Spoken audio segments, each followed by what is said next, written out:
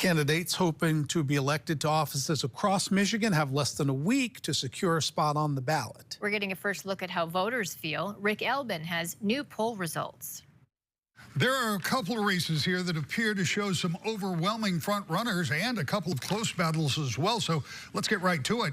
In the race for the Democratic nomination for governor, current Secretary of State Jocelyn Benson is leading by an overwhelming 52% of the 519 likely Democratic voters surveyed. Kim Thomas, a veteran and entrepreneur, and Chris Swanson, Genesee County Sheriff, are her closest competitors at 5%. The undecided in all of these polls is a third or better of those asked, in this case 36%. That's no doubt at least partially due to the length of time until the election. The margin of error is plus or minus 4.3%. So if this is one of the wider margins in our polls, the Republican race for a nominee for governor could not be closer. Republican businessman Perry Johnson announced in late January that he would take another run at the governor's office, getting in the contest later than the rest of the field. He wasted no time rising to the top of the pack, where he's virtually tied with Congressman John James at 21 for Johnson and 20 for James. Former Attorney General Mike Cox is at 10%, while former Speaker Tom Leonard polled at 4%. And Eric Nesbitt, the Republican Senate leader, came in at 3%. 452 likely Republican voters were surveyed. The margin of error in the poll is plus or minus 4.6%.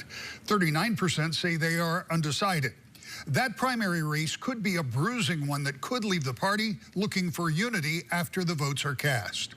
In the open U.S. Senate race, Democrats, too, may have to pick up the pieces in what is proving to be a hot three-way race. The three candidates have been jockeying for position, with former Wayne County Department of Health Director and former candidate for Governor Abdul El-Sayed making a move from third place to a tie for first at 24% of the 519 likely Democratic primary voters. State Senator Mallory McMorrow is also at 24, while Congresswoman Haley Stevens dropped 4 points to 13%. The margin of error is plus or minus 4.3%. All three of these candidates have been very active from very early on in this race, and as it gets closer to the August primary, and if these three are still close in polling, it could be a hard-fought battle for the Democratic U.S. Senate nomination. The numbers show for the Republicans, not so much.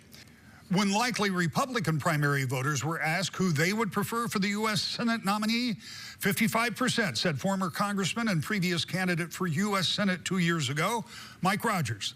No other candidates were in double digits when 452 people were asked for a choice. 38% said they were undecided, and the margin of error is plus or minus 4.6%.